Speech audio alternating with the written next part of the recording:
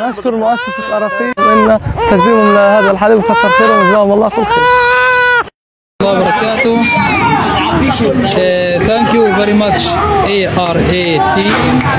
اليوم بالشكر الجزيل إلى إخواننا في سنغافورة وماليزيا وأندونيسيا على إعطائهم الطعام والشراب وجلب المساعدات لأهلنا في غزة، ونخص بالذكر كل من ساهم وكل من دعم هذا المشروع في هذه الأرض الطاهرة الذي نسأل الله أن يكرمهم وأن يرزقهم وأن يكون لهم عونا ومعينا. اللهم أكرمهم وأعلي درجاتهم في الآخرة، اللهم أكرمهم في الفردوس الأعلى. اللهم من ساهم بأي شيء لأهلنا في غزة أكرمه وأعلي منزلته يا الله في الدنيا والآخرة، واللهم لك الحمد على ما أعطيتنا، ونشكرهم جزيل الشكر ولهم منا كل الشكر والعرفان. بسم الله الرحمن الرحيم. فلما فصل طالوت بالجنود قال إن الله مبتليكم بنهر فمن شرب منه فليس مني ومن لم يطعمه فإنه مني إلا من اغترف غرفة بيده فشربوا منه إلا قليلا منهم، فلما جاوزه هو والذين آمنوا معه قالوا لا طاقة لنا اليوم بجالوت وجنوده. قال الذين يظنون أنهم ملاقو الله كم من فئة قليلة غلبت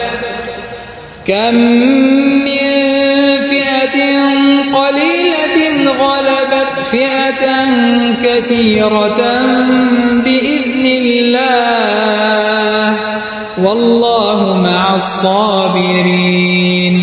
ولما برزوا لجالوت وجنوده قالوا ربنا أفرغ علينا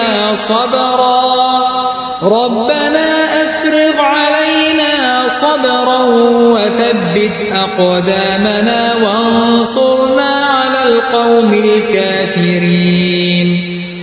فهزموهم بإذن الله وقتل داود جالوت وآتاه الله الملك والحكمة وعلمه مما يشاء. ولولا دفع الله الناس بعضهم ببعض لفسدت الأرض ولكن الله ذو فضل على العالمين.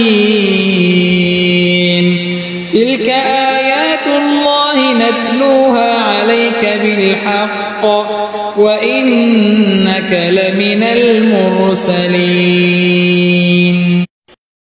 نشكر مؤسسة أرافيل من تقديمهم لهذا الحليب وكثر خيرهم وجزاهم الله كل خير. نشكر فريق أرافيل وربنا يرزقهم وندعوهم إلى كي يدعمونا في هذا المخيم. فلسطين إن شاء الله في الفريق.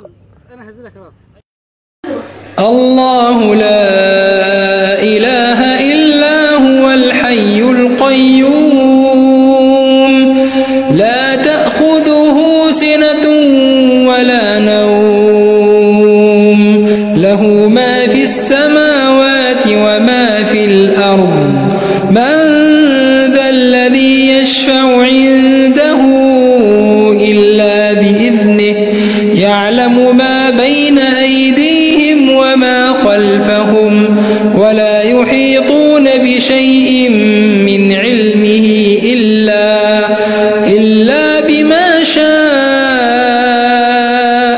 وسع كرسيه السماوات والأرض ولا يؤوده حفظهما وهو العلي العظيم.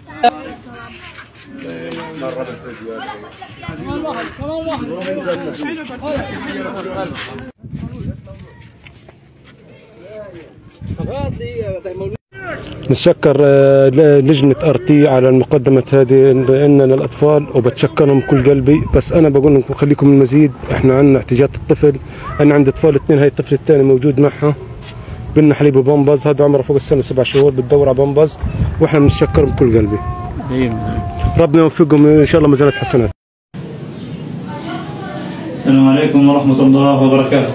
إنه اليوم 8 من مايو 2025 سنقوم إن شاء الله تعالى بتوزيع الحليب على الأطفال لغاية سن سنة، هذا الذين يعانون من سوء التغذية بسبب الحصار الجائر علينا من قبل الاحتلال.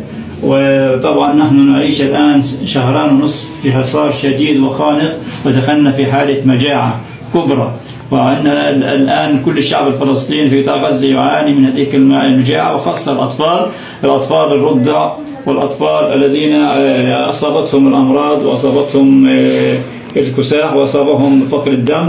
سنقوم إن شاء الله بتوزيع هذا الحليب اليوم عليهم.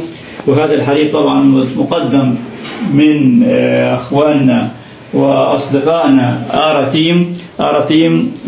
وطبعا هؤلاء الأشخاص الذين قاموا بالدعم وتوفير هذه العلب موجودون طبعا في هذه الورقة، ونحن لا يسعنا إلا أن نشكرهم الشكر الجزيل وندعو لهم بوافر الصحة والعافية. الله يتقبل منهم طبعا، والله يحفظهم ويوفقهم إن شاء الله. طبعا هذا في ميزان حسناتهم، ربنا إن شاء الله يوفقهم ويحفظهم وييسر لهم أمرهم.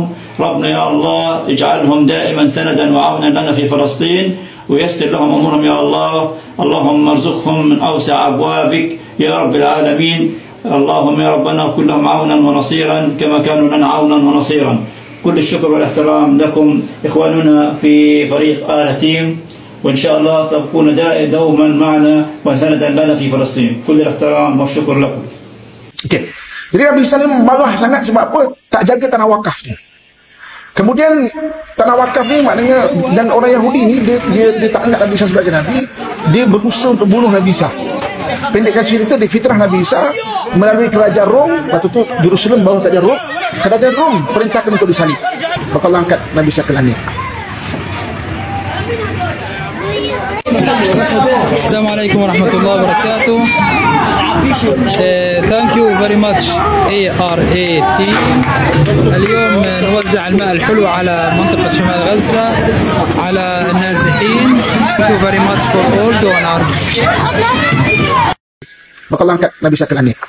Maka ketika itu maknanya tidak ada Nabi yang diutuskan kepada Bani Israel. Maka kemudian Bani Israel ini sendiri terkapai-kapai, sampailah akhirnya dia berontak ke kerajaan Rom. Dan pada tahun 70 Masihi, Rom menghapuskan orang Yahudi ataupun Bani Israel daripada Jerusalem. Dan ketika itulah kotak tabut, kotak yang dalamnya ada barang-barang mujizat hilang dari tangan dia. Sekarang ni dia mencari kotak tabut. Banyak berlaku, dia cuba gali Masjid Aqsa, tapi orang Islam dapat tahu berlaku perang Masjid Aqsa. Jadi tuan-tuan sekalian, pendekkan cerita, habis orang-orang Yahudi ini daripada atau Bani Israel bersepah-sepah lah dekat muka bumi, tak boleh duduk kat Jerusalem. Rom tak bagi. 637 Masihi, Sayyidina Umar pergi ke Baitul Maqdis. Sebab apa? Ketika itu Patriark Soprinus dia kata, tanah ini tanah wakaf, kami daripada syariat Isa AS dah tak mampu nak jaga. Panggil pemimpin pertama kau datang nak serah kunci Baitul Maqdis untuk serahkan tanah wakaf ini. April 637 Masihi, bulan April Sayyidina Umar datang daripada Madinah, berdua je, tak tanpa pengawal, tanpa apa, berdua je dengan dia punya dia punya pembantu naik unta, bergile-gile. Kejap Sayyidina Umar naik, pembantu dia tarik. Kejap Sayyidina Umar kata tak apa-apa, Sayyidina Umar ni orangnya simple je, dia tak kisah pun. Kejap pembantu dia kata, kau naik, kau penat, biar aku tarik pula. Sampai dia jumpa pada padri ataupun pertama Patriark Soprinus ni. Jadi orang Nasrani ini jadikan Baitul Maqdis itu sebagai tempat pembuangan sampah. Maka Sayyidina Umar ajak semua sahabat-sahabat, jom kita bersihkan Baitul Maqdis. Dia letak sumban dia, bersihkan Baitul Maqdis, kemudian mendirikan solat pertama di Baitul Maqdis, syariat Nabi Muhammad SAW. Baitul Maqdis ni dia tanah kita. Itu conclusion dia pada kelas pada ini, kita kena faham dia bukan milik orang Arab. Dia berdulu dia tanah wakaf. Tanah wakaf ni milik seluruh orang Islam. Baitul Maqdis dia bukan milik orang Arab, dia bukan milik orang Palestin, dia milik kita semua. Satu hari nanti kalau orang Arab surrender tak mau jaga, kita wajib ke sana untuk jaga. Seperti mana orang Kurdistan pernah ke sana untuk menjaga, dipimpin oleh Salahuddin Al-Ayyubi. Salahuddin Al-Ayyubi bukan orang Arab, dia orang Kurdistan. Dalam dunia ni tuan-tuan sekalian, ingat tak? Siapa yang paling faham mengenai bangsa Muslim? British, sebab dia lepas perang salib, dia belajar something. Saya dah cerita benda tu. Jadi ada dua bangsa yang dihapuskan negaranya. Sebab dua bangsa ni, kalau andai kata dia ada negara, dia kuat mempertahankan Islam. Satu bangsa Kurdistan, satu lagi bangsa Kashmir. Negara dipecahkan. Bangsa Kashmir dia tidak ada negara sekarang. Ketika orang Arab dia tak mampu nak jaga, orang Kurdistan ke sana. Bila ke sana membebaskan Baitul Maqdis. Pada 1187 Masihi, peperangan salib. Orang Islam tak pernah tinggalkan Baitul Maqdis. Sebab apa? Conclusion dia tanah wakaf, dia tanah kita. Tuan-tuan kena rasa itu kampung kita. شكرا لدعمكم. شكرا لدعمكم. ثانيا شكرا ل ARA على المساعدة، والله يجزيهم بالخير، مشكورين إن شاء الله جهودهم. شكرا فريق ARA، لا يجبر خطرك يا رب. بارك الله فيك. Thank you to all donors from ARA. تقبل الله منا ومنكم صالح الأعمال. رزقكم الله الدنيا والآخرة. Thank you. Nabi kata, "Utuhu fasalli fihi." Pergi ke dari Baitul Maqdis ada Masjid Aqsa kan? Kamu pergilah ke Masjid Aqsa dan sembahyanglah padanya. Sembahyanglah padanya. Okey? Kemudian para sahabat berkata, "Ara'aita illam astati?" Macam mana kalau aku tak mampu untuk pergi ke sana? Maka berkata Nabi SAW, "Fatahdilahu zitan yusarrij fih." Kamu hadiahkan minyak. Dulu nak menyalakan lampu ni dengan minyak, dengan minyak. Maka faman fa'ala fahuwa kaman atau, siapa yang menghantar bantuan itu macam dia pergi dan sembahyang di sana. Nah, sebab itu bicara mengenai bantuan ke Masjid Aqsa dan juga Palestin, maknanya kita bagi bantuan macam juga kita berada di sana berjuang juga. Kita sembahyang juga di sana mengikut hadis Nabi SAW. Nabi SAW sebut mengenai la tasuddur rihal. Kalau nak bersusah payah, jangan bersusah payah illa thalathata masajid, kecuali ketiga masjid. Nak susah payah, bersusah payah pergi ke 3 masjid. Yang pertama pergi Masjid Haram, yang kedua pergi Masjid Nabawi, dan yang ketiga ke Masjid Al-Aqsa. 6 buah negara. Orang Yahudi ni pada pandangan dia 6 buah negara ni dia punya. Pada pandangan dia, mana dia? Mesir, sebab dia pernah berada di Mesir. Yang keduanya Palestin sekarang. Ketiganya Jordan. Laju sangat je. Saya pelan-pelan sikit. Pertamanya mana tadi? Mesir, sebab dia pernah berada di Mesir. Yang kedua Palestin sekarang ni. Yang ketiga Jordan. Yang keempat Syria yang keempat. Yang kelima Lubnan. Dan yang keenam Iraq. Sebab negara ni di antara 2 buah sungai, iaitu sungai Nil yang berada di Mesir dan sungai Dajlah yang berada di Iraq. Jadi orang Yahudi ni tuan-tuan sekalian, sebab itu kenapa pelik. Orang Yahudi kenapa dia tak percaya pada Nabi, tapi dia percaya perkhabaran ghaib Nabi. Antara contoh dia, Nabi kata besok akhir zaman berlaku peperangan antara orang Islam dan orang-orang Yahudi yang tidak beriman. Maka semua pokok-pokok dan batu-batu mengeluarkan bahasa gelombang yang boleh difahami. Wa ya ibadah rahman, wahai hamba Allah, ni belakang tu Yahudi tangkap dia. Kecuali satu pokok, berapa pokok gharqad. Orang Yahudi tanam pokok gharqad. 2012 dia kempen tanam pokok gharqad. Ada benda yang dia percaya. Yang kita tak tahu pun apa kelebihan kita ni. Kita bangsa Timur, tuan-tuan sekalian. Tuan-tuan suka ke tak suka, kita bangsa Timur. Yang dalam hadis sebut min qibalil masyriq, daripada sebahagian timur. Oleh kerana hadis disebut daripada Madinah, Timur Madinah mana wallahu alam, mungkin Pakistan, mungkin India, tapi kita Nusantara juga adalah Timur. Ada cerita dah pasal kelebihan bangsa Melayu kita kan, yang bukan kita klaim, orang Nasrani sendiri, orang barat sendiri kan, kata orang Melayu ni dia sifat berani yang diistilahkan sebagai amok. Dia kalau sampai satu stage dia dah hilang rasa takut apa-apa, itu tak ada. Itu nature ada kat darah orang Melayu kan.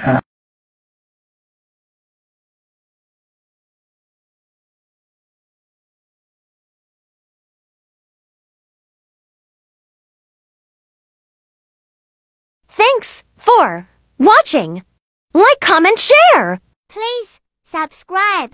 Make dua and help Gaza. Video agihan bantuan ini hak milik ARA Team. Dilarang edit video ini tanpa kebenaran.